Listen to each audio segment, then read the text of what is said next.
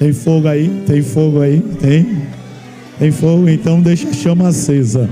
Vamos ouvir a mensagem da palavra de Deus com o pastor Renato Torres.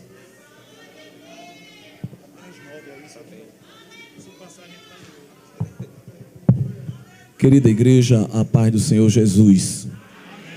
Eu quero agradecer a Deus por ter nos conduzido até aqui e também agradecer a paciência da igreja e do ministério em nos aguardar. Não é, irmãos, estrelismo de nossa parte para chegar tarde, de maneira alguma, mas nós precisávamos aguardar os nossos irmãos e um deles ainda trabalhou e depois de largar, que seguimos para cá. Eu não venho com minha esposa que está gestante e temos poupado ela de algumas viagens, mas veio alguns obreiros que trabalham conosco ali na congregação, onde servimos a Deus, e feliz em rever muitos irmãos no pastor. Glória a Deus. Outra vez nos encontramos, foi em outra congregação, em outro trabalho, e louvar a Deus por poder retornar a esta casa, onde muitas vezes, ou algumas vezes estivemos, e sempre me senti muito bem no meio dos nossos irmãos. Também um privilégio poder ouvir novamente a orquestra Louvores Eternais, já pedindo perdão e remindo a minha culpa ao nobre maestro Edmundo, por ter falhado este ano, não poder atender os irmãos, mas estamos aqui para meditar na palavra de Deus, e o tema que foi escolhido, irmãos, é um tema muito bom, que é Lamentações. O capítulo é o 5, versículo é o 21, mas já que nos é facultado um tempo tão bom, vamos tentar meditar no livro todo, que vai dar certo, em nome de Jesus. Só são 5 capítulos, não é? Quem nunca leu o livro de Lamentação, dá para ler ainda hoje, antes de dormir. 5 capítulos, não é? Há uma grande disputa teológica entre os estudiosos, quem é o autor deste livro. Muitos acreditam que é o próprio Jeremias, há outros que não, mas independente, nós sabemos que o autor foi inspirado pelo Espírito Santo e chegou ao nosso alcance, e esta palavra inspirada por Deus entrou no cânon sagrado e serve para a nossa edificação espiritual. Esse livro é livro de choro, por isso recebe esse nome de Lamentações. É livro de pranto, é um livro poético, mas a poesia bíblica nem sempre é de alegria. A poesia bíblica também de tristeza e de pranto. Há 2 livros poéticos na Bíblia e no Antigo Testamento que são livros que retratam desolação, retratam uma tristeza profunda de um cenário caótico. O livro de Jó e o livro de Lamentações, isso de maneira poética. Só que Jó retrata uma desolação no nível pessoal de um indivíduo, que no caso é o próprio Jó. Lamentações, por sua vez, retrata um cenário de desolação e de tristeza nacional. Todo um povo tomado por um cenário caótico. Uma leitura descuidada e desprovida da direção do Espírito Santo faz algumas pessoas tomar a conclusão errada e equivocada de que Deus é cruel, de que Deus é mau. Se a gente pegar o livro e fazer como esses neopentecostais, que abre assim do nada, me dê aí uma palavra, e pode cair um versículo que ele vai dizer, não Deus, essa não, veja outra. Pode acontecer isso no livro de Lamentação, não é? Mas nós não meditamos apenas nos textos isolados, consideramos todo o contexto, e a gente vai observar que as consequências deste livro têm uma causa. E a gente, para descobrir a causa, não precisa ir a outro livro. Elas são respondidas e apontadas dentro dos próprios 5 capítulos. Ao olhar para o sofrimento do povo de Deus neste livro, evoca-se em nós uma famosa pergunta que os filósofos existencialistas fazem até hoje e não conseguem responder. Deus, onde estás? Se Deus é bom, por que o mal existe? E aí há uma contradição na mente dessas pessoas que são incrédulas e que não se deixam ser tratadas pela palavra de Deus, e elas tomam duas conclusões precipitadas. Se Deus é bom e o mal existe, é porque Ele não tem poder suficiente para resolver o problema do mal. Ou se Ele tem poder suficiente para resolver o problema do mal e não resolve, é porque Ele não é tão bom assim como dizem. Porém, nós cremos que Deus é onipotente, todo-poderoso, e cremos que Deus é onibenevolente, todo bom. Não há maldade em Deus, nenhuma maneira, em nenhuma instância. Deus é todo bom, não é? Nós aprendemos que a sua benignidade dura para sempre, sua fidelidade de geração em geração, misericórdia se renova a cada manhã, justiça se eleva até o céu, verdade eterna e imutável. Então todos os atributos de Deus não são perenes, porque há coisas perenes, mas que se acabam. Os atributos de Deus são eternos, completos, íntegros. Deus não tem data de expiração, nem prazo de validade. Ele era, é e há de vir, glória a Deus. Quando Moisés pede uma carta de recomendação para apresentar a Faraó, no episódio da libertação de Israel, da mão do Egito, e diz: eu vou em nome de quem? E Deus se apresenta como o eu sou que eu sou. No original hebraico, Deus disse para Moisés: diga a Faraó que eu serei o que eu serei.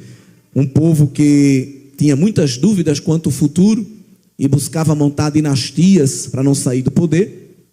Deus se apresenta como aquele que tem o controle não só do presente, mas também já tem projetado e determinado o futuro na sua onipotência e na sua soberania. Mas então, se Deus é totalmente poderoso e totalmente bom, por que é que Ele permite o mal? O mal não é um problema de Deus. O mal é um problema meu e seu. O causador do problema não é o Senhor Jeová. Os causadores do problema somos nós. E o livro do pranto sempre vai destacar porque aquele povo estava pranteando. Vamos ao capítulo 1, a partir do versículo 1. Como se acha solitária aquela cidade dantes tão populosa. Tornou-se como viúva a quem foi grande entre as nações, e princesa entre as províncias, tornou-se tributária. Quem recebia honra, agora paga imposto. Quem vivia no meio das multidões, agora abraça a solidão. Verso 2. Continuamente chora de noite, e as suas lágrimas correm pelas suas faces. Não tem quem a console entre todos os seus amadores, seus amigos. Todos os seus amigos se houveram aleivosamente com ela, tornaram-se seus inimigos. Quem são esses amigos aqui do verso 2? O Egito, a Síria, Sidom, terras que Israel, de maneira diplomática, contraiu bons relacionamentos. Mas na hora do aperto, na hora do sufoco, todos eles viraram as costas. Fizeram o que não conheciam. Deixaram a cidade sozinha. No verso 3 ele diz que Judá passou ao cativeiro por causa da aflição e da grandeza da sua servidão. Habita entre as nações e não acha descanso. E todos os seus inimigos ou perseguidores a surpreenderam nas suas angústias. Meu Deus, se este povo era o povo de Deus, por que estavam passando por tudo isso? Verso 4. Os caminhos de Sião pranteiam, porque não há quem venha à reunião solene. As portas estão desoladas, os sacerdotes suspiram, as suas virgens estão tristes, e ela mesma tem amargura. O povo não tinha força nem para ir para o culto. E os que iam, os sacerdotes, não tinha força nem para adorar, não tinha força nem para cultuar. Porque tem aqueles que não têm força para vir ao culto, E tem aqueles que pela graça até vêm, mas ainda aqui não tem força para cultuar, não tem inspiração para adorar. As dores e as lutas da vida retiram esse fôlego, esse combustível, não é? Às vezes, alguém que não glorifica, que não se quebranta, que não participa da efusão do culto, às vezes nem sempre é pecado, às vezes é dor mesmo. Dor que sufoca, dor que maltrata e que assalta o ânimo de alguém para adorar. Israel estava assim, sem força para levantar a mão e dar glória a Deus, sem força para pregar o instrumento e tocar, né? Quer ver a prova disso? Vamos lá ao capítulo de número 5. No capítulo 5 ele mostra como era a falta de ânimo deste povo. No versículo de número 14, os velhos já não têm assento à porta, os jovens já não cantam. Outra tradução, os jovens já não pegam os seus instrumentos. Por que eles estavam assim? Verso 15 do capítulo 5. Porque cessou a alegria do coração e converteu-se em lamentação a dança. O júbilo virou opróbrio, virou vergonha, virou dor. E um povo que está moído na dor não tem força para adorar. Meu Deus, onde estais? Verso 5, capítulo 1. Os seus adversários a dominaram, os seus inimigos prosperam, porque o Senhor a entristeceu. Agora, quem tem costume de marcar a Bíblia ou fazer anotação, começa a aparecer a resposta disso tudo. Por que é que isso tudo estava acontecendo? Por causa da multidão das suas prevaricações. Nós estamos lendo Lamentações e vendo só consequências, mas para ninguém xingar Deus, o autor sagrado já revela no capítulo 1, verso 5, que o motivo deste sofrimento era a multidão de pecados. Vamos avançar, versículo 8, Jerusalém gravemente pecou. Alguém diz que não existe pecadinho nem pecadão, é verdade, mas as consequências do pecado, elas têm escalas de grandeza, e baseado na escala de grandeza da consequência do pecado, é que muitas vezes a gente tem essa ideia de que um pecado é grave, não é? Todo pecado é uma transgressão, todo pecado é uma desobediência ao mandamento bíblico. Então por isso que não há escalonamento de pecado, tudo é transgressão, tudo é desobediência, mas as consequências dos pecados, elas mudam. Há consequências maiores e há consequências menores. E as consequências do pecado de Israel eram amargas, eram dolorosas. Este povo, diz o verso 8, foi um povo instável. E que instabilidade é essa? Estabilidade da adoração, instabilidade da comunhão com Deus. Um povo que era crente de manhã, mas de tarde era desviado. Um povo que era crente no domingo à noite. Eu estou aqui trazendo uma paráfrase para encaixar na nossa realidade. Povo que se lembrava que era crente no domingo à noite, ou no dia da festividade do grupo. O resto do ano ele nem sabia quem era Deus. Povo que só lembrava de Deus quando passava fome, quando aparecia um tumor, quando faltava um desconto lá no salário, faltava uma parte do dinheiro. Eu vou jejuar porque Deus é a minha providência. Povo instável, povo que só sabia adorar na hora da necessidade. Povo que quem estava perto dele adorava outro Deus, ele entrava na onda, ele entrava na dança. Não, eu sou um crente eclético, eu sou um crente cosmopolita, eu sou um crente pensante, eu sou um crente de olhos abertos. Não, você é um crente instável, Jerusalém. Você aqui é uma coisa e lá fora é outra. Você aqui faz uma coisa e lá fora faz outra.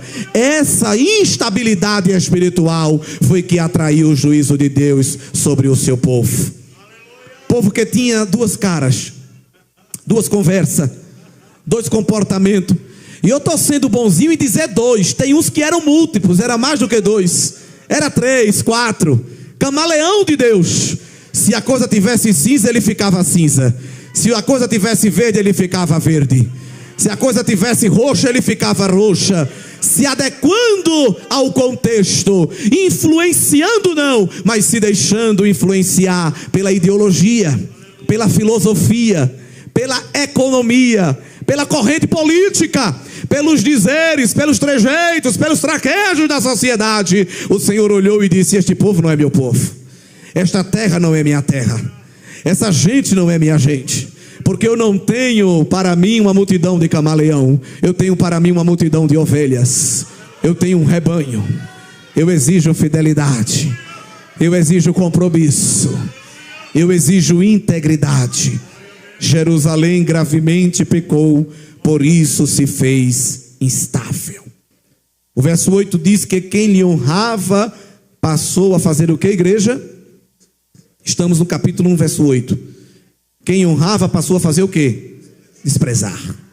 Desprezar.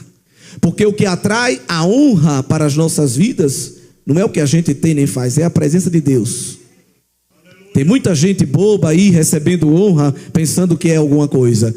É porque tem algo de Deus na sua vida, e isso atrai outras pessoas, isso chama a atenção. Mas quando a gente perde algo de Deus, vem o desprezo, não é? Quando a gente perde a graça de Deus, a gente vira opróbrio, vira piada. Esse povo virou motivo de piada.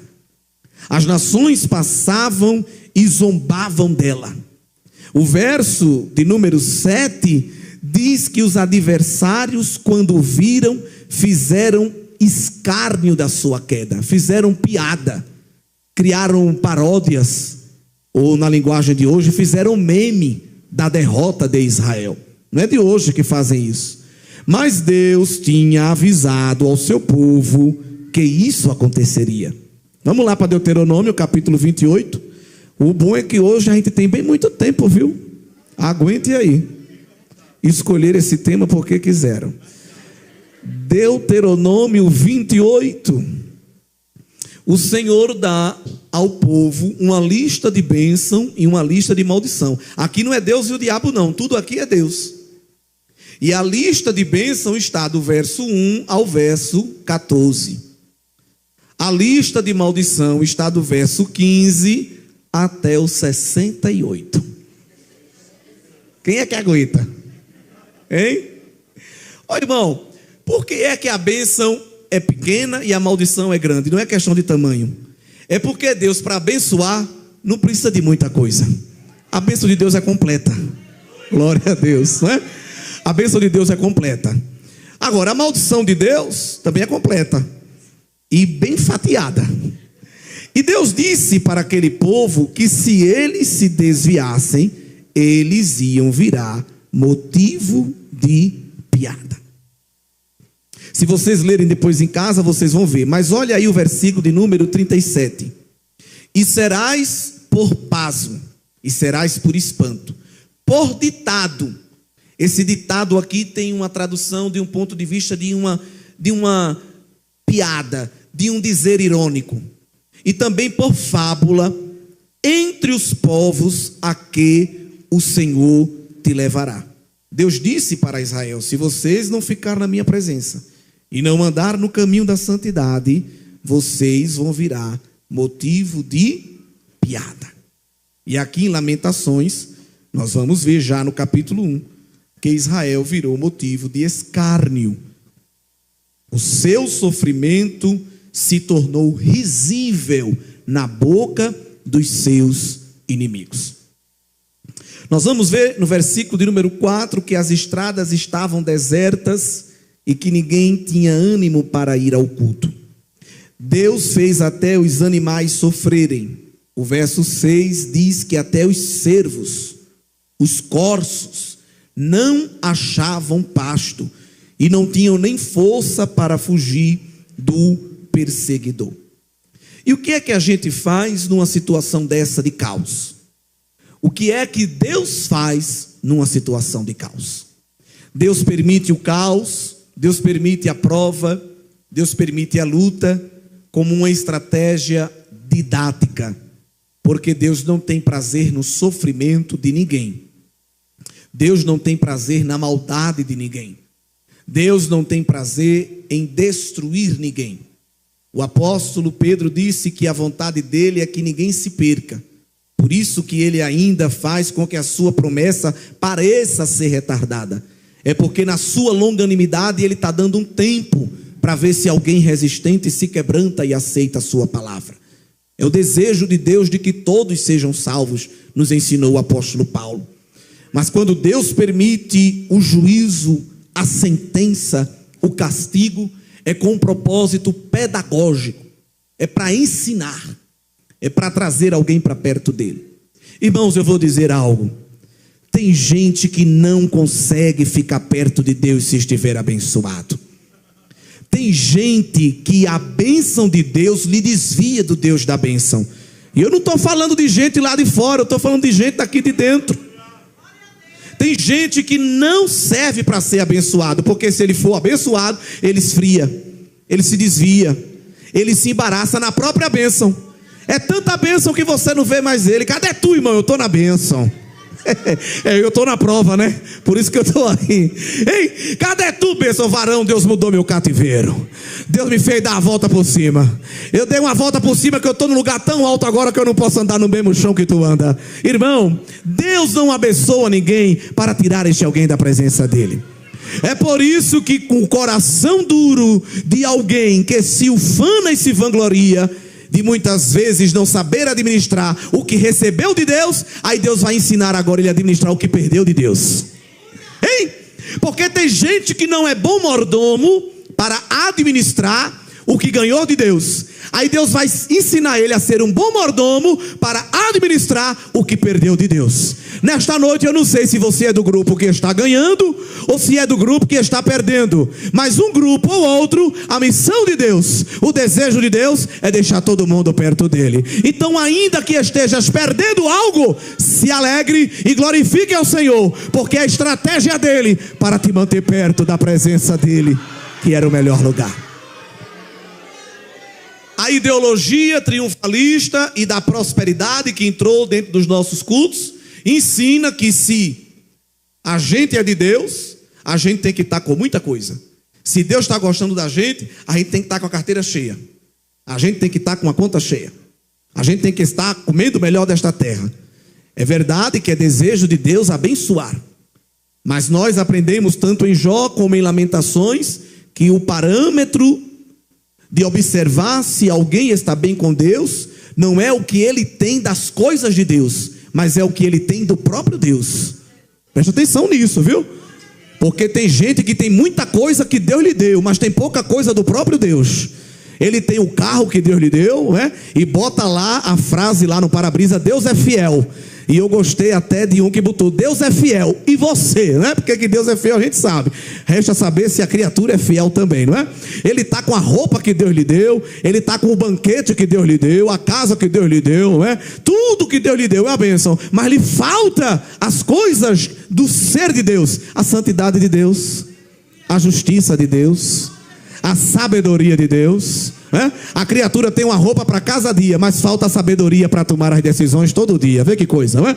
Aí tem o melhor queijo, come o melhor mel, mas não tem a justiça de Deus, a fidelidade de Deus, a santidade de Deus. E o que vai levar a gente para a eternidade não é as coisas que Deus dá a gente, mas o ser de Deus na nossa vida. A maturidade da santidade de Deus no nosso ser é que nos vai aproximar para a vida eterna, não é, irmãos? Então, querido, você que está se remexendo aí sem gostar dessa palavra: ah, irmão, Deus quer me abençoar. Ele vai lhe abençoar. Mas antes de ter a bênção de Deus, tenha o Deus da bênção na sua vida. Tenha o Deus da bênção na sua vida. Porque quem tem o Deus da bênção na sua vida pode perder a bênção de Deus, mas nunca perde o Deus da bênção. Israel perdeu a bênção de Deus, mas não perdeu o Deus da bênção. Nós vamos ver isso mais à frente. É um desafio para esta sociedade materialista, é um desafio para esta sociedade secularista se firmar em propósitos espirituais, em detrimento de propósitos materiais. Propósitos intangíveis, em detrimento de propósitos tangíveis. Essa sociedade do palpável, do instantâneo, do aqui e do agora. Essa sociedade que exige resposta de tudo e de todos no mesmo instante. Só que se esquece que serve ao Deus que é eterno. E Deus não tem pressa. Os teólogos triunfalistas e da prosperidade inventaram uns hinos dizendo que Deus tem pressa. Não diga isso, que isso é um erro. Porque Deus é eterno. Deus não olha para o relógio: eita, está acabando o mês, corre, anjo, que eu prometi a ela. Não. Deus não está no tom descabelado. Eita, já é 8 horas, ainda hoje eu tenho que terminar. Não, Deus é eterno, irmão. Deus fez o tempo, mas ficou fora do tempo. Os apressados somos nós. Aí a gente compõe hino e inventa pregação dizendo, Deus está com pressa. E Deus anda dizendo, não, eu não estou com pressa. Eu sou eterno. Meu é o dia, minha é a noite. Glória. Eu sou o mesmo ontem, sou o mesmo hoje, sou o mesmo eternamente. Aleluia, aleluia. Os pagãos idolatravam o sol. Aí Deus diz na boca de Isaías, antes que houvesse dia eu já era, rapaz. Glória. Os judeus idolatravam Abraão. Jesus disse, antes que Abraão existisse eu sou. Ele é eterno, irmão. Nós é que somos apressados. Olhe, Deus, eu dou até o fim do ano para o Senhor fazer isso. Ou o quê? Qual é a concessão, qual é a contrapartida que a gente pode apresentar ao ser eterno de Deus? Ou o Senhor faz, eu vou sair da orquestra. Grande coisa, eu levanto o outro e boto no teu lugar. Aleluia. Mas sem adorador eu não fico, eu sou Deus. Ou o Senhor faz, ou eu não vou para o ciclo de oração. Eu levanto 10 para orar mais do que tu. Aleluia. Quando Elias recebeu a ameaça de morte de Jezabel, ficou com uma espécie de síndrome do pânico e se trancou. Disse, eu não quero mais profetizar, não vale a pena, ninguém me valoriza. É isso que eu recebo? Sou crente, sou santo e recebo isso, Deus? Quero mais não. Deus foi lá e deu a ele um voucher para ele passar 3 meses viajando, foi isso? Para desopilar a mente. Você está tristinho, meu filho? Eu vou lhe dar aqui um voucher assim, para o resort, ficar boiando lá na boia, na piscina, para relaxar a mente. Não, Deus levou pão e água. Ele está tristinho, estou triste, Deus. Por quê? Porque quer me matar. Só tem eu de crente. Só tem o quê? Só tem eu de crente. Não, meu filho.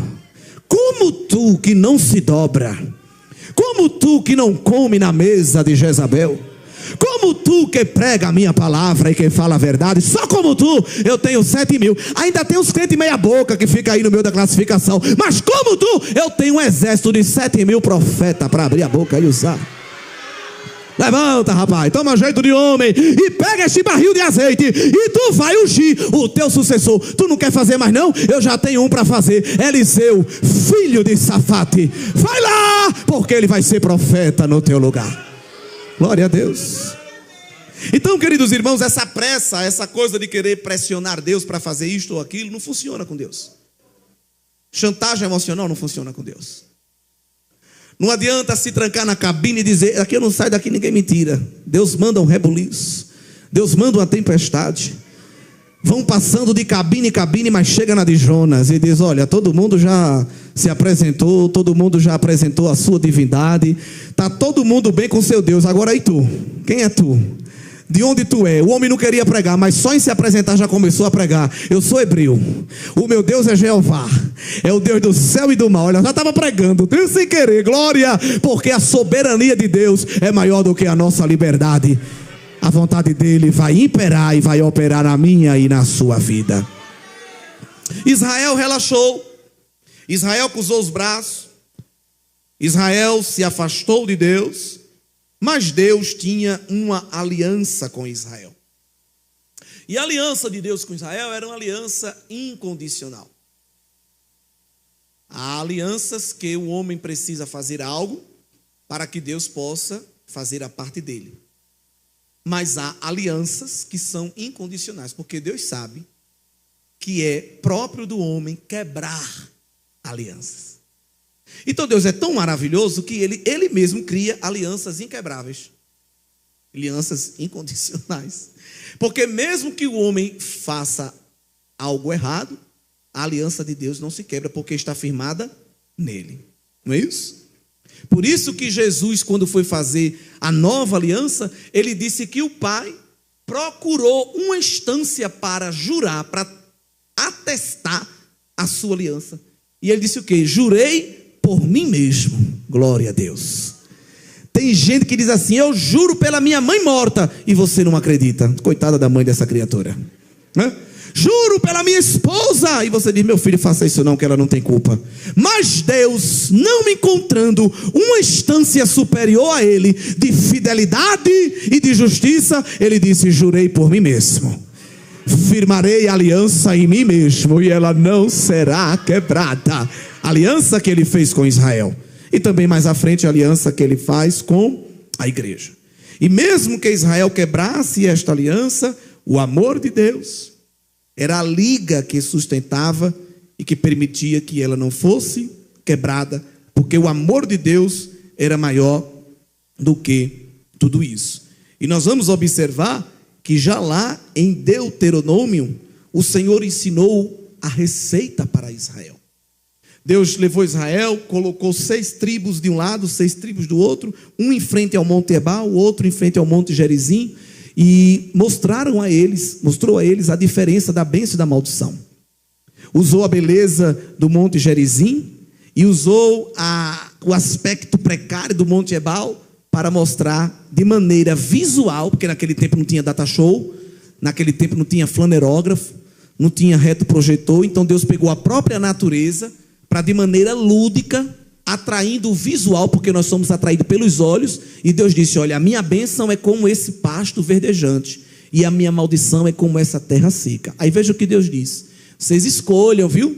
Se vocês querem a bênção ou a maldição, mas eu vou dar uma dica. Que Deus é esse? Escolha a bênção. Está aqui em Deuteronômio 30. Escolha a bênção, porque se vocês escolherem a bênção, vai dar certo, glória. Mas Deus não ficou surpreendido com o mau comportamento de Israel. Deus usa Moisés para entregar essa receita a Israel, e depois que acaba a reunião, Deus chama Moisés para uma conversa particular e diz: meu servo, venha cá. Está vendo tudo isso que eu falei? Está vendo tudo isso que eu ensinei, Moisés? Estou vendo, Senhor. Eles vão fazer exatamente o contrário. Deus já sabia. Deus já sabia. E ele podia dizer assim: Moisés, quando esse povo fizer tudo ao contrário, eu vou matar tudinho. Eu vou destruir tudinho, Moisés. Tu vai ver. Aliás, tu não vai ver, porque ele já vai estar morto. Mas eu vou fazer com esse povo uma coisa terrível, para eles aprenderem que eu sou Deus. Mas não. Deus ensina a eles o caminho da bênção e da maldição. E o Senhor ainda dá uma receita para se eles, acaso, não obedecessem a receita. Capítulo 30 de Deuteronômio. E será que sobrevindo-te todas estas coisas, a bênção ou a maldição que tenho posto diante de ti, e te recordares delas entre todas as nações para onde te lançar o Senhor teu Deus, e te converteres ao Senhor teu Deus e deres ouvido à sua voz, conforme tudo que eu te ordeno hoje, tu e teus filhos com todo o teu coração e com toda a tua alma, então o Senhor teu Deus te fará voltar do teu e terá misericórdia de ti. Tornará a ajuntar-te dentre todas as nações, entre as quais te espalhou o Senhor teu Deus. Ainda que os teus desterrados estejam para a extremidade do céu, ou seja, ainda que leve os teus filhos para um lugar que não tem transporte, saneamento, nem a internet chega, até ali eu irei e os trarei de volta e os ajuntarei e trarei a terra que os teus pais possuíram. O que é isto? É o Deus que está no controle de todas as coisas. É o Deus que permite o sopro para espalhar o povo rebelde, e é o Deus que manda um vento para juntar o rebelde que se arrependeu e voltar para a posição inicial que Deus quer. Então, quando nós lemos Lamentações, nós estamos aprendendo que Deus está no controle de todas as coisas. Ainda que o cenário seja caótico, que a gente olhe ao redor e só veja destruição, o verso de número 18 de Lamentações 1, o profeta diz: justo é o Senhor. Agora tem muito crente que não reconhece o seu erro, e outros não crentes também, e culpam a Deus pelo que estão passando. Nós temos uma grande dificuldade em aceitar as nossas falhas e gostamos de terceirizá-las, inclusive para Deus. Às vezes é Deus que paga a conta. Me lembro quando assumi a congregação, um irmão chegou, estava detido por muito tempo e disse: olha, eu não queria servir a Deus, o pastor anterior não servia para nada. Geralmente quando você chega no lugar que alguém fala do anterior, sai de perto. Porque quando você sair, ele vai falar de você. Mas ele disse, olha, o pastor anterior não me permitia desenvolver minha chamada. Eu digo, meu irmão, vamos olhar para frente. Você crê que Jesus tem algo novo para você? Tem, vamos trabalhar. Trabalhou. Poucos dias depois, desanimado de novo. Não dá certo. Eu digo, o que foi agora? O problema são os irmãos. Os irmãos não me amam. Eu digo, meu filho, você já leu os irmãos de José? Não é? Ele deixou de fazer a obra, deixou não. Então vamos seguir em frente. Tá bom. Passou mais um dia, disse, não dá para fazer a obra. O que foi? Minha esposa. Mulher não é crente, me ajuda. Complicada, chamei a irmã, a senhora quer trabalhar? Quero, pastor. Uma bênção, irmã. Olha aí, meu filho, se junte e ela faça a obra. Passou mais um dia, pastor, não dá mais. E o que foi? O diabo é muito sujo. Você descobriu isso agora, meu filho? Não dá, o diabo não presta. Eu digo, é verdade, não presta. Mas você fez coisa com o diabo ou com Deus? Com Deus, vamos seguir em frente. Aí ele rodou, não tinha mais quem culpar, voltou mais uns dias, disse, não dá para mim mais não. Estou entregando tudo, o que foi? Culpado é Deus.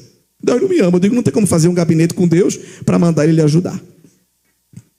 Nós temos séria dificuldade de reconhecer o mal que nós mesmos estamos causando. Mas Deus não passa a mão na cabeça de ninguém. Ele permite a dor para que na hora mais difícil a gente se desligue de todas as distrações, deixe de olhar para tudo e todos e fique só eu e Deus, Deus e eu. É o quarto escuro da solidão, é o vale da sombra da morte, é a cova do abandono, é o poço do desespero, mas no meio daquela escuridão e daquela frieza, o reflexo da glória de Deus resplandece e Jeová diz, agora eu chego. Agora eu venho te visitar. Tu estavas distraído com muita coisa e com muita gente. Agora eu vou deixar você sozinho aqui. Eu vou morrer, vai nada. Agora é que tu vai viver. Porque agora tu vai ouvir minha voz. Agora tu vai sentir a minha presença. Agora tu vai ver a minha glória. Agora tu vai perceber que sou eu, Deus, a solução para tudo isso que tu estás passando. Olha para mim. Sabe por que às vezes Deus nos desestabiliza? Para a gente reconhecer que Ele é a nossa estabilidade. Sabe por que às vezes Deus permite a gente ficar desesperado? Para a gente reconhecer que Ele é a nossa esperança. Sabe por que Ele permite a gente chorar? Para a gente reconhecer que Ele é a fonte da nossa alegria. Sabe por que Ele permite a gente sofrer o medo da morte? Para a gente valorizar a fonte de vida eterna que só nele há. Ele permite as nossas perdas para nós valorizarmos os ganhos que o Senhor tem para que nós desfrutemos. Deus permitiu Israel perder tudo para começar a valorizar aquilo que só Deus tinha para dar a este povo. Capítulo 2, versículo 1, de maneira poética, ele diz qual era o lençol que este povo estava coberto. O povo estava coberto com o lençol da ira de Deus. O povo olhava para o céu e só via as nuvens da ira de Deus. A previsão era desfavorável. Derribou do céu à terra a glória de Israel e não se lembrou do escabelo de seus pés. Devorou o Senhor todas as moradas de Jacó e não se apiedou. Derribou as fortalezas da filha de Judá. Cortou, verso 3, toda a força de Israel. Ardeu contra Jacó como labareda de fogo que tudo consome ao redor. É o fogo consumidor de Hebreus, que consome o pecado, consome a malícia e consome a impureza. Deus não poupou nenhuma classe, porque quando Deus quer tratar com o povo, não tem sala VIP, nem tem classe privilegiada. Eu quero dizer aos irmãos que no reino de Deus não tem foro privilegiado. Todo mundo comparece à sala da prestação de contas. E no capítulo 2, verso 6, o autor diz que na indignação da ira de Deus, foi rejeitado com desprezo até o rei e quem mais? O sacerdote. Inclusive, se tinha 3 classes que Deus está virado, era a classe real, a classe sacerdotal e a classe profética. A classe real, porque muitos reis trouxeram para dentro de Israel o altar de Baal, o altar pagão. Deixaram de cultuar ao Deus vivo para cultuar os deuses estranhos. A classe sacerdotal, porque os sacerdotes, mancomunados com o sistema político, em troca disso daqui, permitiram e fizeram vista grossa e deixaram entrar no templo, onde eles eram a liderança. Eles deixaram entrar no templo, que aquilo não entrou da noite para o dia, a profanação, aquilo que era santo.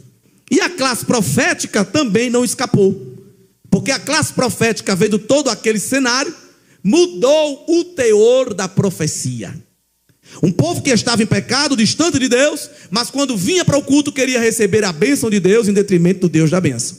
Os profetas se levantavam e diziam: receba a bênção, receba a vitória, tempos de novidade, você vai dar a volta por cima, vai deixar de ser tapete para virar cortina. Hoje você está deixando de ser cauda para ser cabeça. Está vindo algo novo, a providência. Esse vai ser o ano do sobrenatural, esse vai ser o ano da prosperidade. Esse eco está se repetindo aí. Um povo que não ora, um povo que não jejua, um povo que tem alergia à leitura da palavra, fica no celular até descarregar ou explodir, mas se lê a Bíblia, meu olho arde. Eita, hein?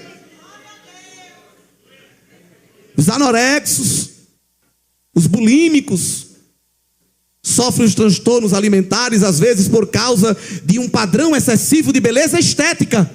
E tem crente que não consegue passar uma privação temporária de alimento para buscar um padrão de beleza ética. Vê que coisa.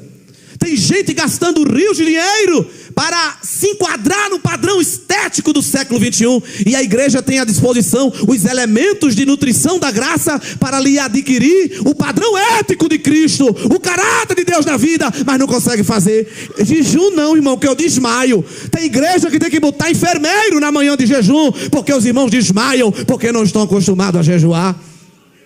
Mas está pensando que Deus bota lá no caderninho do anjo: anote aí que ela não pode jejuar porque a glicose dela está baixa ou porque está alta. Não, irmão. Quando Deus mandou os gafanhotos dilacerar o trigo, o vinho do povo de Israel, a receita de Deus não foi contratar melhor adubo e fertilizante, nem o povo contratar os melhores agrônomos. Deus manda o profeta clamar o povo e convidar para um dia de consagração e de jejum nacional. Se fosse hoje, a igreja ia se reunir. Vamos se reunir, que tem um irmão ali que é agrônomo, tem ali um engenheiro florestal, tem ali um biólogo. Vamos ver técnicas para vencer essa praga. E vai ser o ano da vitória. Jeová disse: não tem fertilizante, certo?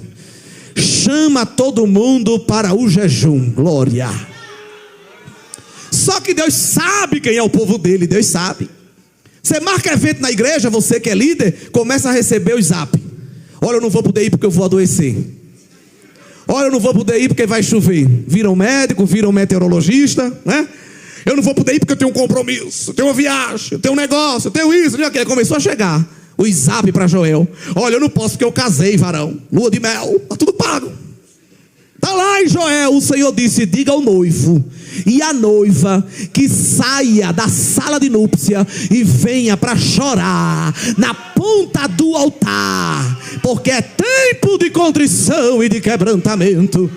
Começou a chegar o zap das mães para o pastor Joel: olha, profeta, tire meu filho aí do jejum, porque você sabe, Juninho tem a hora da papinha, ele está amamentando. Está lá na Bíblia. Deus disse a Joel: diga à mãe que não é para dar nem leite materno, até o bebê vai jejuar. Glória. Glória! Não tem foro privilegiado no reino. Quando Deus olha, Ele nos olha de um tamanho só. E exige de todos nós aqui esta noite quebrantamento, rendição, humilhação. Glória! Qual foi a última vez que tu se dobrou no altar?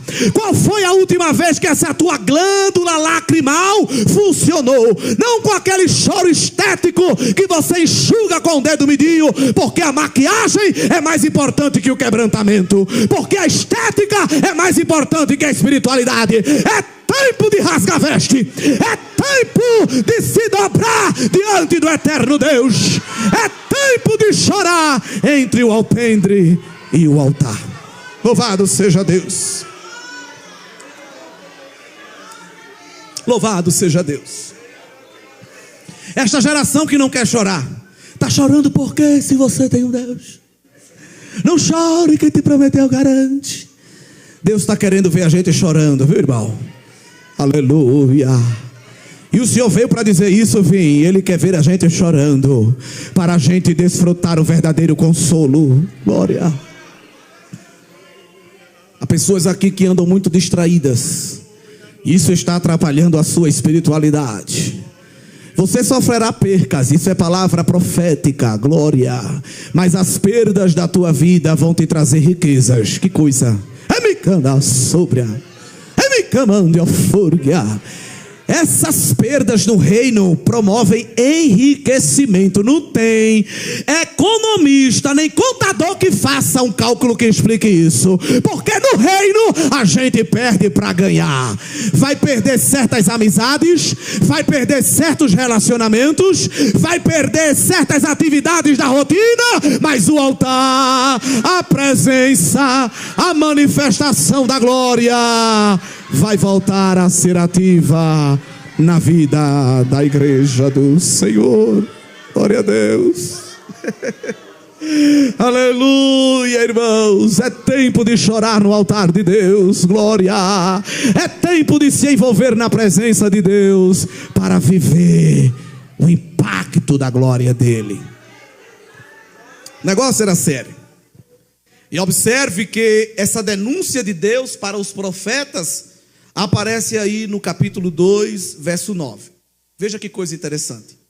No capítulo 2, verso 9, é nos dito que não se acha visão alguma do Senhor nos seus profetas. A gente aprende, biblicamente, que quando Deus estava irado com o seu povo, a principal característica, quando o povo estava muito ou totalmente desviado de Deus, a principal consequência e característica do juízo de Deus era o silêncio de Deus. Há dois grandes momentos de silêncio na Bíblia. Tem o período intertestamentário ou interbíblico de 400 anos, que é o mais conhecido. Deus só encerra esse silêncio retomando João Batista. Mas também tem os 350 anos de silêncio, ali do período do juiz, né? Depois de Josué, de Moisés, que Deus só vai retomar com Samuel. E o primeiro livro de Samuel diz que a palavra de Deus era de grande valia. Grande valia. Deus quebra o silêncio usando Samuel. Mais à frente, Deus quebra o silêncio usando João Batista. Só que, num tempo em que não tem palavra de Deus e revelação de Deus, a oportunidade faz o negócio, aí surgem quem? Os falsos profetas. Porque o profeta verdadeiro, ele não inventa mensagem. Porque o silêncio de Deus também é uma mensagem. Podemos repetir essa frase? Não vai doer em ninguém. Vamos repetir? O silêncio de Deus também é uma mensagem. É igual pesquisa acadêmica. Muitos ferem a pesquisa acadêmica porque não obtém dados, aí inventa dados. Mas não ter dado também é um dado na pesquisa acadêmica, né? Não houver ocorrência. Isso é um dado para uma pesquisa científica. Então o silêncio de Deus também é uma mensagem. Uma mensagem de reprovação. Mas os falsos profetas aproveitam o silêncio de Deus e dizem, agora é minha hora. E geralmente os falsos profetas vão trazer sempre uma mensagem que destoa da mensagem de Deus. Claro. Se a mensagem de Deus é de juízo, os profetas vêm com uma mensagem de bonança, de acerto. Não é? Deus é tão misericordioso que não fala, porque se falar o povo não suporta. Eita, Deus usa o profeta hoje. Está certo o que está pedindo? Hein? Eu vou dizer uma coisa aqui aos irmãos que é séria. Ai, a gente não está ouvindo muita profecia no meio do culto. Será que quer mesmo ouvir? Quer mesmo que Deus tome gente aqui na revelação? É, igreja? Deus é tão misericordioso que diz, eu vou silenciar. Eu vou silenciar porque se eu falar vai ser marretada na cabeça desse povo. Vai ser chicote. Vai ser espada. Aí Deus vai e silencia, glória. E a gente fica às vezes sem entender, né? Aí o falso profeta diz, assim diz o Senhor. Jeová diz, tire meu nome disso. Tire meu nome disso. Eu não estou falando nada, mas eu vou falar. Eu vou falar. E no capítulo 2, verso 9, é nos dito que não tinha visão para os profetas. Aí no verso 14, aparecem os falsos profetas. Os teus profetas viram para ti vaidade e loucura e não manifestaram o que, igreja? A tua maldade. Porque a principal voz profética do Antigo Testamento era a voz profética de denúncia de pecado. Os irmãos vão ler os profetas menores e vão observar que o ministério daqueles homens era denunciar pecado. Agora, eles denunciavam o pecado e os atos por Deus apontavam o caminho da solução. Porque tem gente que quer ser profeta, pega um barrote, taca na cabeça de todo mundo precisa menos ele. O irmão precisa ser mais crente, a irmã precisa orar mais. Eu sinto que a irmã precisa se consertar. E a criatura, se você passar ele no raio-x, vai dizer: Deus do céu, olha o que essa criatura está falando de mim. É Isaías no capítulo 5, pega a marreta: ai de ti, ai de ti, ai de ti. Aí depois que ele vê a glória, depois que Jeová mostra quem realmente ele era, aí ele diz: ai de mim, que vou perecendo, vou morrer. Deus diz: vai não, porque você confessou o pecado, você vai viver e ainda vai profetizar. Agora tu vai profetizar com labareda de fogo na boca. Diferente. Os profetas falsos estão em nosso meio. As mensagens de autoajuda estão sucumbindo às mensagens de ajuda do alto. A massagem de ego está tomando lugar da lixa da palavra, porque a palavra vem para lixar. A palavra vem para cortar as arestas. A palavra vem para tirar os catombos. O Senhor Jesus não vem com algodão e hidratante para passar no rosto. Malaquias disse que ele ia vir com fogo de ourives e lixívia. Jesus vem com água sanitária para esfregar as sujeiras da minha e da tua roupa na lavanderia do Espírito Santo. Glória. Não sou contra cosmético não, viu? Pode usar, é bênção. Mas Jesus não está preocupado muito com este padrão estético, porque isso aí a gente encontra em qualquer farmácia ou em qualquer consultora. Mas o Senhor está preocupado no padrão ético. Está faltando em muitos de nós. Mas Ele tem fogo e tem água. Glória. O que a água não limpa, o fogo purifica. O que a água não lava, o fogo queima. Você recebe? Você abre a mão nesta noite para receber fogo e água da purificação nesta noite na tua vida? Porque Satanás quer manchar a tua veste, mas ele vai chegar atrasado, porque a graça nos lava e nos queima. Nos lava e nos queima. Ele está lavando a gente aqui nesta noite enquanto a palavra é pregada.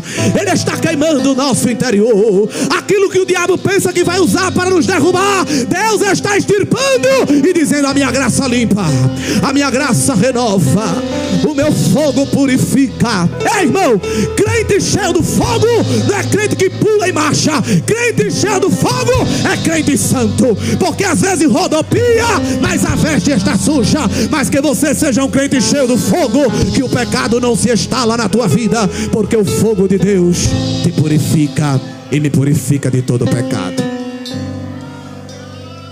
Na ideologia neopentecostal, crente cheio do fogo é crente que arregala o olho. Eita, essa irmã ela é vaso, ela arregala o olho. Deus está dando alguma mensagem a ela, tem nada, só o olho grande mesmo assim. Ei, tem uns pregadores que dizem: faça a cara de profeta. Qual é a cara? Você imagina Ezequiel fazendo alguma careta para profetizar? Você imagina Daniel fazendo alguma careta para profetizar? Não precisa, irmão, né? Falta de fogo. Aí precisa de trejeitos, precisa de chilique para ter uma aparência de espiritualidade e de santidade. Mas quem tem verdadeiramente fogo tem santidade. E onde tem santidade tem manifestação da glória. Não precisa se tremer, mas a carne treme no temor de Deus, é diferente. Eita glória, suporte a palavra. Não é o tremor do batuque, do pandeiro, do corinho de fogo, não. É o temor e o tremor da santidade de Deus que nos faz viver uma vida que agrada a Ele. Glória a Deus. Tem fogo aí na tua vida? Eita, tem fogo aí para espantar os demônios, para espantar o pecado. Ai, como o diabo queria fazer da tua casa um ninho dele, mas ele pega e bomba, porque tem muralha de fogo ao teu redor. E Jeová diz: aqui está blindado. sobre a neve, amória.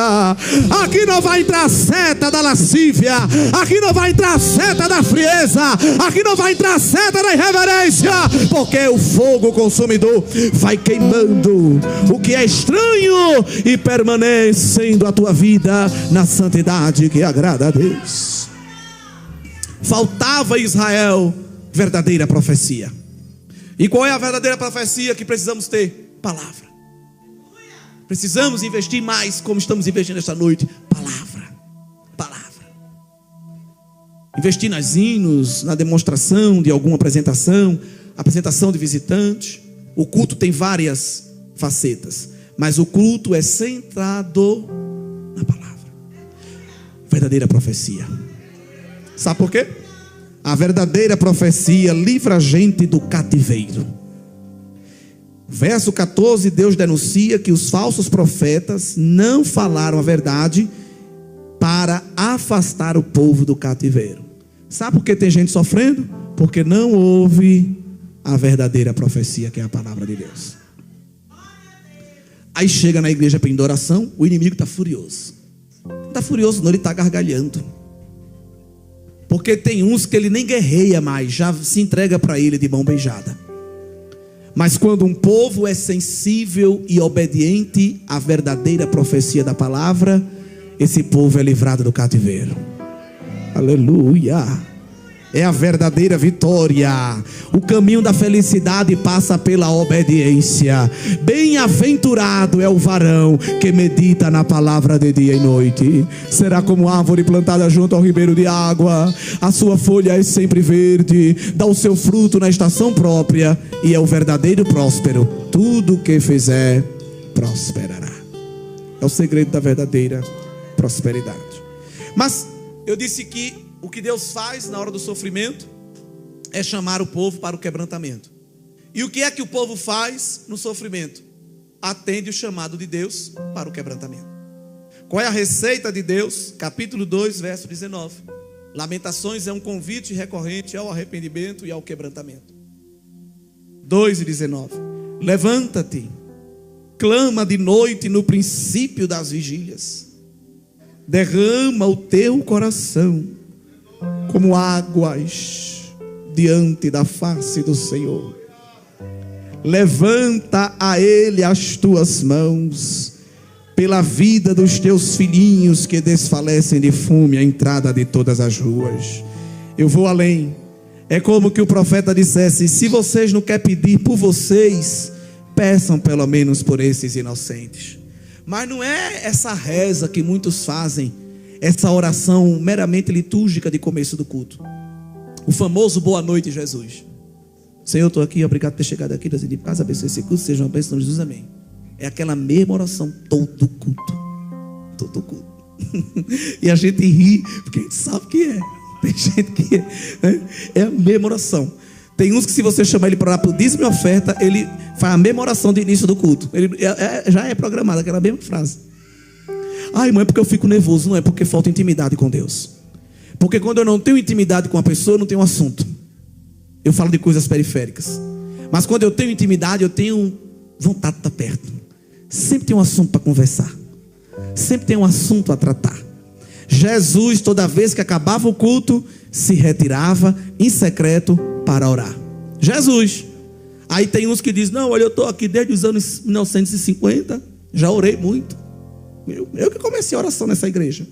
Agora já para vocês, são mais jovens. Tu é um seco, rapaz.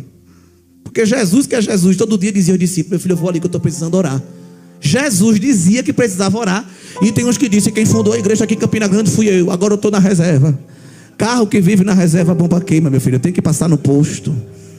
Tem que pedir para ele encher o tanque de vez em quando. Me dá graça, Pai, eu preciso. Oh, aleluia. Quando você vê um crente dizendo que não precisa orar porque já orou muito, é o que menos ora. Porque quanto mais a gente ora, mais a gente descobre que o poço é profundo, que o ribeiro é profundo, e a gente diz: Senhor, me segura, Senhor, me envolve. É muita coisa, Deus, eu sou pequeno, Tu és grande, Deus, eu preciso de Ti. É aí quando o Senhor chega. Levanta-te, derrama o teu coração como águas diante da face do Senhor. Pergunto novamente, porque o Espírito de Deus me conduz a perguntar: qual foi a última vez que nós choramos copiosamente na presença do Senhor? A gente veio conversando no carro sobre filmes, bons filmes, com mensagens evangélicas, e a gente foi perguntando: qual foi o filme que fez você chorar, não é? E às vezes tem gente que chora no filme, chora de acabar a caixa de lenço, não é? Às vezes até uma história boba, uma história romântica de 2 adolescentes. Ai, meu Deus! Mas não chora com a pregação da palavra, não chora com a presença de Deus, hein? Chora porque conhece o seu ídolo. Fica 12 horas esperando o ídolo chegar na porta do camarim. Aí eu acho bom, porque tem uns que chegam, entra por outra porta, ninguém vê. Eu estou vendo ele, se treme. Qual foi a última vez que nós trememos diante da santidade de Deus? Ou o nosso culto é uma missa? Como assim missa? Um roteiro programado e mecânico, que a gente cumpre de maneira engessada, sabendo sempre o que vai acontecer, porque nós temos liturgia, mas nos falta espiritualidade. Nós temos técnica, mas nos falta fogo. Nós temos performance, mas nos falta unção. Mas aonde há quebrantamento, a resposta de Deus. Onde há arrependimento, há perdão, aleluia. Onde há choro de quebrantamento, há riso de júbilo, glória. Quer sorrir? Comece chorando, chorando na presença do Senhor. Quer dar a volta por cima? Primeiro se abaixe, desce a casa do oleiro, desce a presença do El Shaddai. Humilha-te, põe a tua boca no pó, talvez ainda haja esperança.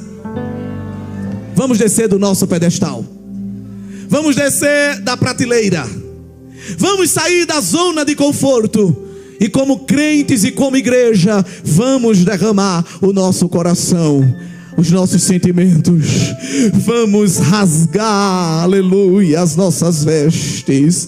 O Senhor disse: rasgai os vossos corações e não as vossas vestes. Eu não quero liturgia mecânica, eu quero devoção. Esse povo me adora com lábios, mas o coração está longe de mim. Mas quando o coração chega e se abre e se desemboca, está aqui Deus. Não tem reserva, não tem performance. Isso aqui não é um show, isso aqui não é um número, isso aqui sou eu, Deus. Sou eu estou derramado perante ti. Eu não tenho mais o que mostrar. Isso aqui sou eu, nu e cru. O Senhor também aparecerá e se revelará integralmente para nós. Tem muita gente na igreja rezando, pouca gente orando. Não é rezando Ave Maria, nem creio em Deus Pai. Repetições mecânicas. Repetições mecânicas. Por isso não vive o milagre. Por isso não vive o sobrenatural. Por isso não sente o fogo de Deus na vida.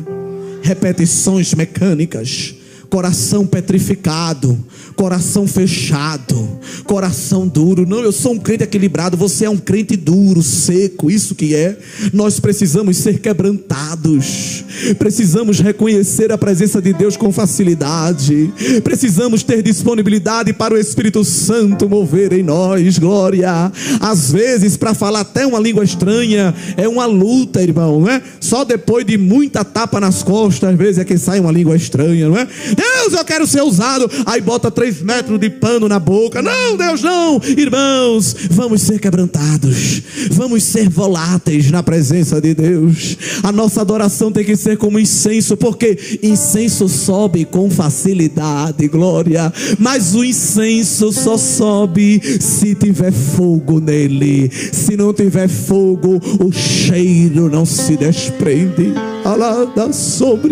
O aroma não evapora. E esta noite Deus está reacendendo fogo em corações aqui, viu? Crente que trouxe a erva aromática, mas não desprende com facilidade porque falta fogo. Mas o fogo de Deus está sendo colocado novamente na tua boca, na tua mão, aleluia. Há uma brasa nova incendiando o teu ser. E isso vai mudar até a qualidade do teu culto. Glória a Deus, lá na galeria, aqui embaixo. Eita glória, essa labareda está devolvendo o perfume da adoração. Glória, Deus do céu esta noite está fazendo assim, ó. Ai, esse cheiro me agrada. Aleluia, será que Deus reconhece o teu cheiro no meio da multidão? O cheiro da adoração, o cheiro do quebrantamento, glória. Alguém chegou aqui travado para chorar, mas eu, Deus, estou tirando a trava. Você disse: Deus, faz tempo que eu não sinto a tua presença, pois agora no meio da mensagem o Espírito me autoriza a falar. Eu estou tirando a tranca das tuas emoções e estou te devolvendo a sensibilidade espiritual. Chora na minha presença, que manda sobre a fúria. Chora, derrama o teu coração. Eu estou abrindo o teu coração e te convidando a derramá-lo perante mim. Derrama o teu coração. Como é que se derrama o coração? Glorificando a Deus, elogiando ao Senhor, expressando palavras de gratidão, reconhecendo a nossa humanidade e a divindade dele, reconhecendo a nossa pequenez e a grandeza dele, reconhecendo a nossa limitação e o poderio dele. Derramai-vos em humilhação, porque o Senhor derramará sobre nós a sua chuva temporã e a sua chuva serôdia para regar a nossa terra e nos devolver a frutificação que perdemos. Há terras áridas aqui esta noite, há terras áridas, mas a graça de Deus está irrigando novamente. Você se arruma, esteticamente vem tão belo, tão bela para o culto, mas o seu culto é morto. Mas pela autoridade do Espírito eu digo: era morto.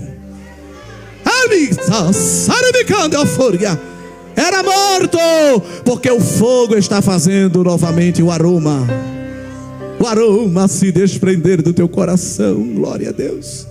Irmão, e o culto, para ser verdadeiro, eu tenho que pular, tenho que correr, tenho que gritar? Não necessariamente. Não necessariamente. Mas o culto a Deus é um culto vivo, é um culto dinâmico. Tem crente que se você pedir para ele ficar em pé 2, 3 vezes no culto, ele reclama. Vai para a academia fazer ginástica, puxa daqui, puxa dali, vai para frente, vai para trás e não reclama. Mas se você mandar levantar 2, 3 vezes, esse irmão não tem sabedoria, para que se levanta e desce? Meu santo, te falta fogo, porque quem tem fogo desprende o aroma.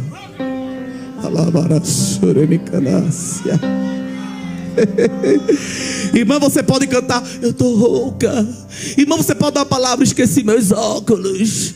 Irmão, você pode vir para o culto hoje: eu estou chato, irmão, estou triste, não quero ver ninguém, nem Deus. Falta fogo. Mas quando tem fogo no altar, aleluia, aleluia, Ele está reacendendo altares aqui esta noite. Quando tem fogo, tem aroma de adoração. Aleluia. De longe a gente já sente, já escuta as campainhas tocando. O sacerdote está lá dentro, mas os sinos da sua roupa estão balançando e alguém está dizendo: tem adoração ali, tem culto ali, a glória de Deus estará ali na sua vida.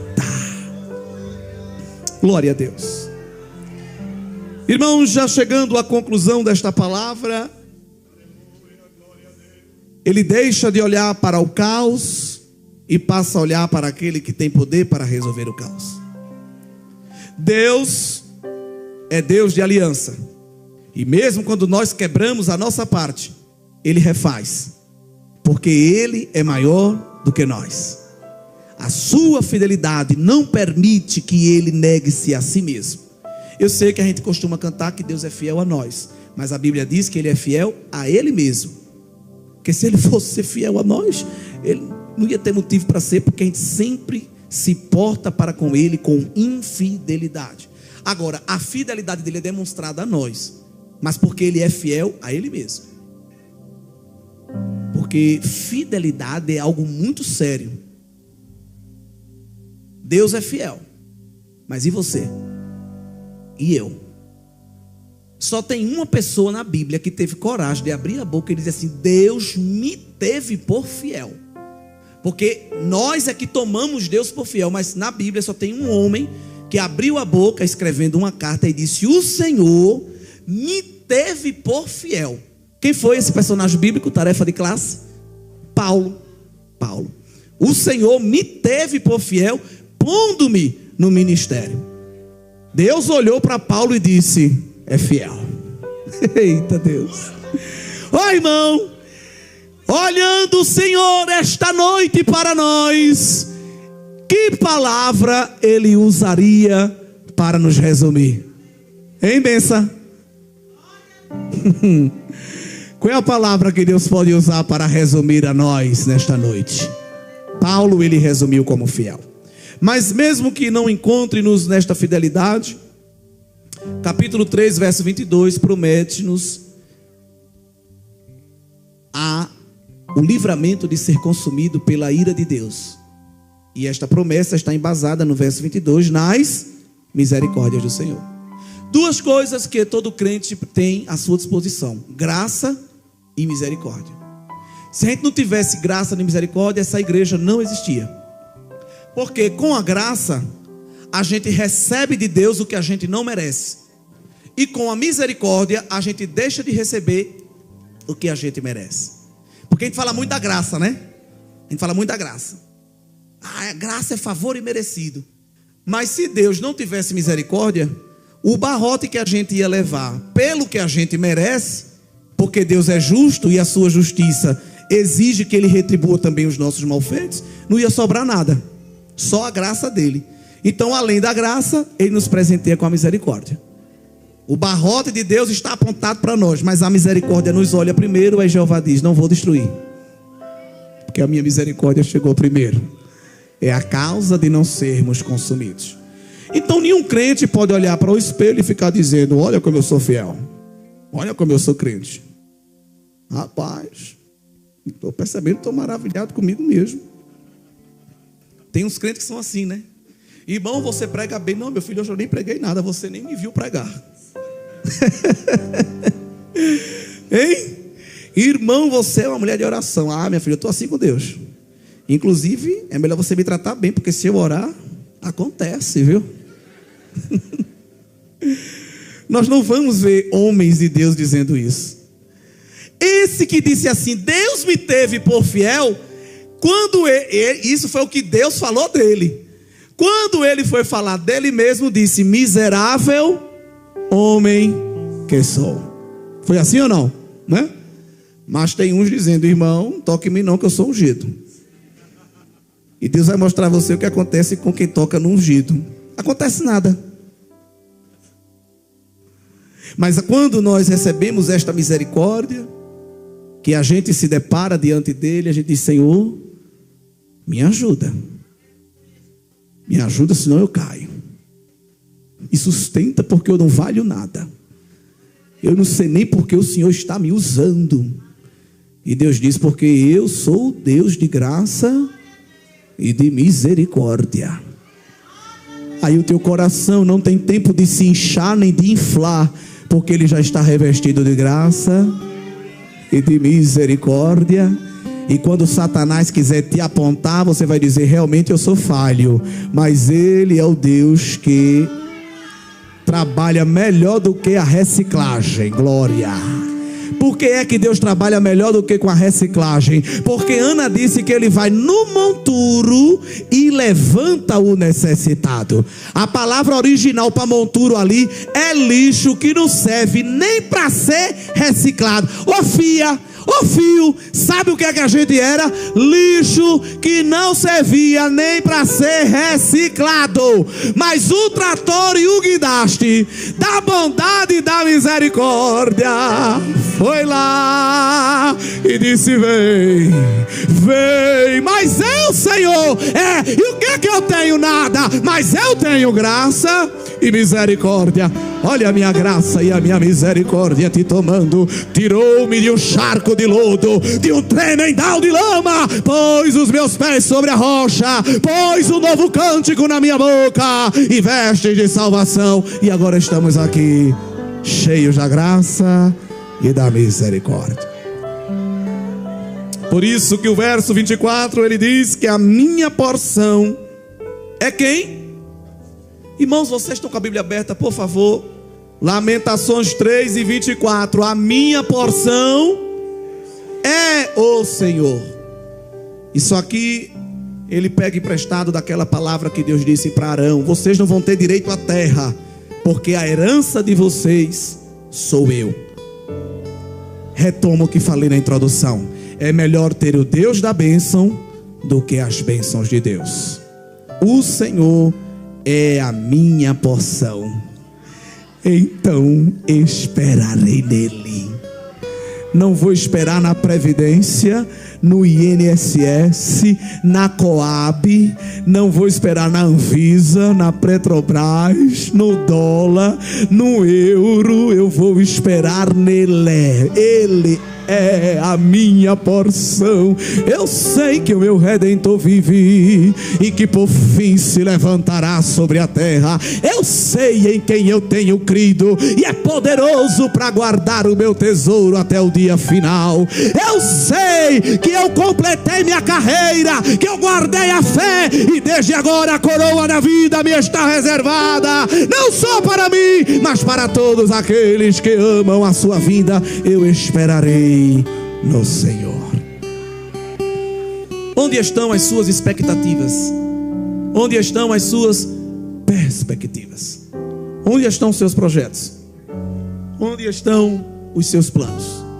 Se estiver no Senhor, não vão falhar, não vão esmorecer, não vão ser demolidos, porque quem está firmado na rocha suporta o caos, suporta a instabilidade. Talvez quebre uma telha e estilhasse um vidro da janela, mas a casa não cai. A raiva de Satanás é essa. É porque na primeira batida da onda, no primeiro sopro do vento, no primeiro abalo do terremoto, aí a janela estilhaça, aí ele gargalha e diz: agora derrubei. Eita glória! Mas o que quebrou foi só um pedacinho do vidro, para Jeová lembrar que a gente não é nada e depende dele. Mas balança, treme terra, cause confusão, mas a guerra passa e a casa fica, a luta passa e a construção fica, porque lá no subsolo está cavado na rocha. O teu fundamento é Cristo, a rocha eterna. O teu fundamento, igreja, é o Senhor. E nesta noite eu declaro pela palavra: toda instabilidade na tua vida está se tornando estabilidade, porque os teus pés estão firmados na rocha. Os embates e os embates estão vindo para te derrubar, mas há uma multiplicação de força de Deus aqui esta noite. Receba força, receba fortaleza. Deus está derramando sobre nós espírito de fortaleza. O combate e o embate é grande, mas maior é o fundamento da tua fé. Maior é a presença que te circunda, maior é o renovo que toma a tua casa. O quadro é de caos, a palavra é de morte, mas olha para Jesus, autor e consumador da fé, e a tua vida estará segura nele hoje e sempre. É noite que Deus está devolvendo estabilidade. O povo deixou de olhar para as lutas e passou a olhar para o Senhor. Perderam tudo. Capítulo 5, até o ambiente de culto, que era Monte Sião, verso 18. As raposas e os chacais estavam lá. O caos era tão grande que até o ambiente de culto virou um terreno baldio. Mas o verso 19 diz: tu, Senhor, permaneces eternamente, e o teu trono de geração em geração. Sabe por que tem muita gente adoecendo da alma e da mente? Porque está olhando muito para o nível da terra. Mas vamos começar hoje a mudar o foco. Vamos levantar a cabeça. Elevo os meus olhos para os montes. É guerra, é guerra, é guerra e é guerra. E quando eu dou esse giro de 360 graus, a visão é desanimadora. Vou morrer? Não, ainda há uma saída. Elevo os meus olhos para os montes. É de lá dos montes que vem meu socorro? Não, o meu socorro está acima dos montes. Ele vem do Senhor, que fez os montes, que fez os céus, que fez a terra. Muda o foco nesta noite, irmão. Muda o foco. Olha mais para cima. Deixa olhar para o vizinho. Deixa de olhar para as circunstâncias. Deixa de olhar para o cenário geopolítico e olha para o ser eterno de Deus. Olha para o ser imutável de Deus. Olha para o ser fiel de Deus. O Deus que não falha. O Deus que não muda. Nele perseveraremos. Nele prosperaremos. Onde está o nosso foco, aí também estará o nosso destino. Onde está o nosso foco, estará também a nossa resolução. Se nós estivermos focados no caos, nós vamos terminar no caos. Mas se estivermos focados naquele que é, era e sempre será o Senhor, poderemos ver os nossos dias renovados como antes. Porque Deus é Deus de coisa nova.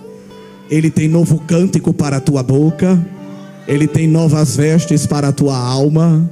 Ele é Deus que tem novas etapas para o plano de redenção. Israel ficou maravilhado com a abertura do Mar Vermelho. No capítulo 43 de Isaías, Deus disse: não considere as coisas passadas e nem antigas. Vocês estão achando que isso aí que eu fiz foi grande? Eu vou fazer é uma coisa nova. Eu vou fazer é uma coisa grande. E a notícia vai se espalhar. Eu vou botar caminho no deserto e vou fazer brotar rio na terra seca. Alguém vai olhar e vai dizer: como é que foi isso? Isso é coisa de Deus, isso é obra de Deus. Deus de novidades. É o Deus que criará novos céus e nova terra. Eu não sei qual é o renovo que tu precisa esta noite, mas o Deus que transforma a instabilidade em estabilidade está nos renovando aqui, renovando o nosso ideal, renovando a nossa fé. Glória a Deus. Ele está aumentando o nível da nossa fé esta noite. Ele está renovando as nossas expectativas. Porque o problema não é quando alguém que está perto de nós não crê. O problema é quando nós mesmos nem cremos mais. Mas Ele está aumentando o nível da expectativa da tua fé. Vamos romper em fé, vamos marchar, vamos nos erguer, porque o nosso fim será melhor do que o nosso princípio. Abre a tua mão e recebe renovação nesta noite.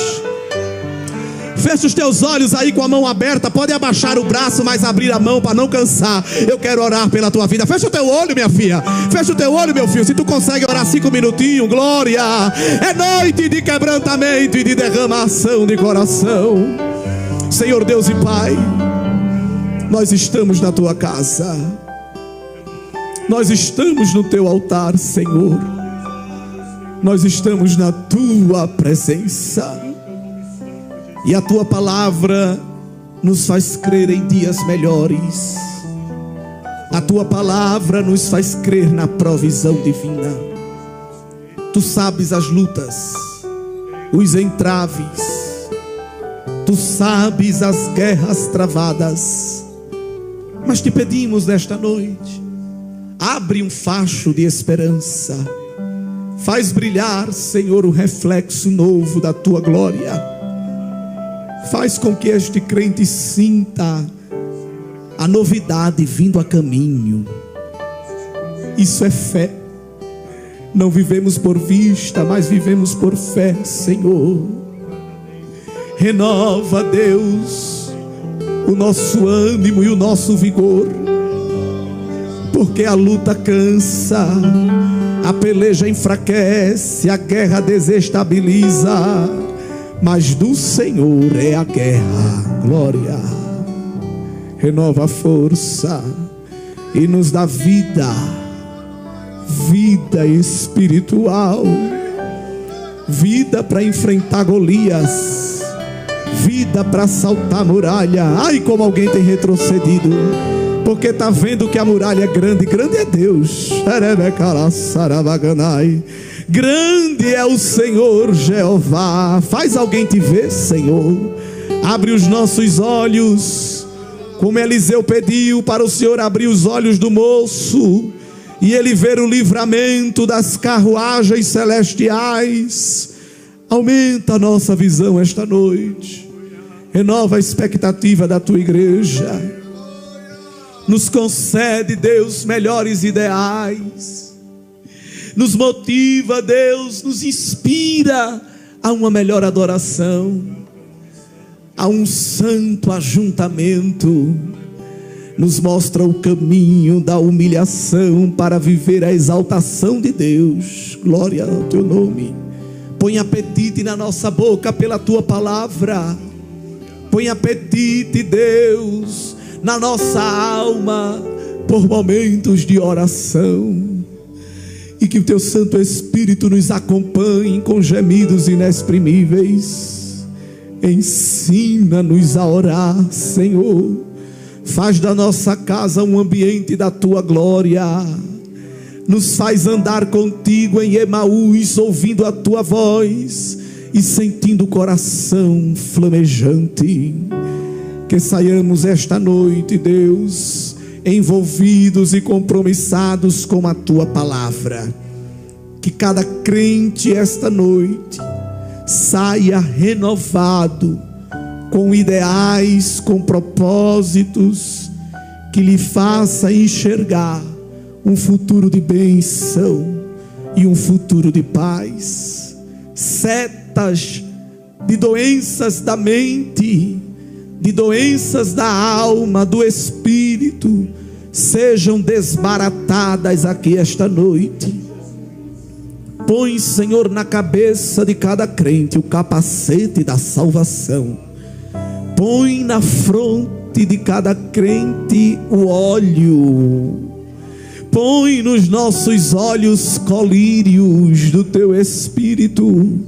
E blinda, Deus, a nossa mente, para não fixarmos no cenário caótico, mas possamos olhar para aquele que é belo, que é perfeito, para aquele que é justo, para aquele que é fiel, em nome de Jesus.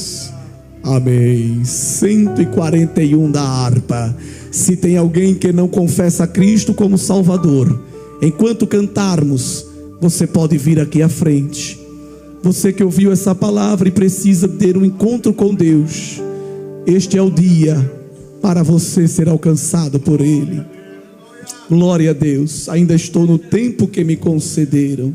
Aonde guiar-me, meu Senhor, eu sei.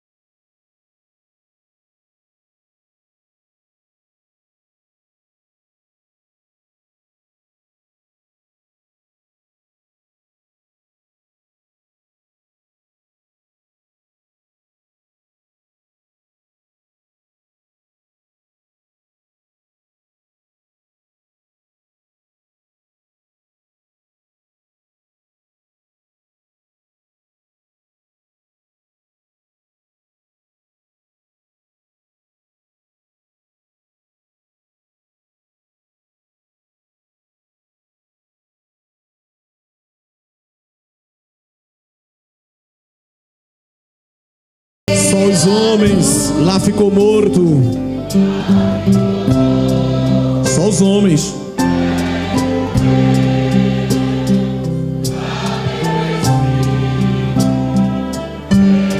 Toda a igreja.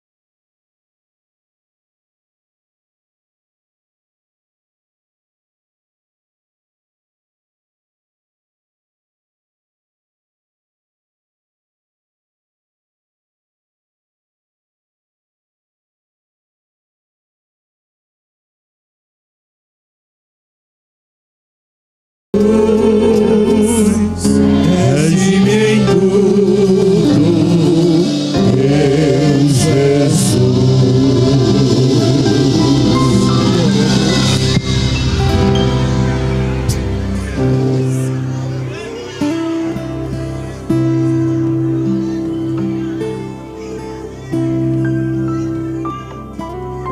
Glória a Deus. Tem alguém que quer entregar sua vida ao Senhor Jesus nesta noite? Para seu reino me conduz.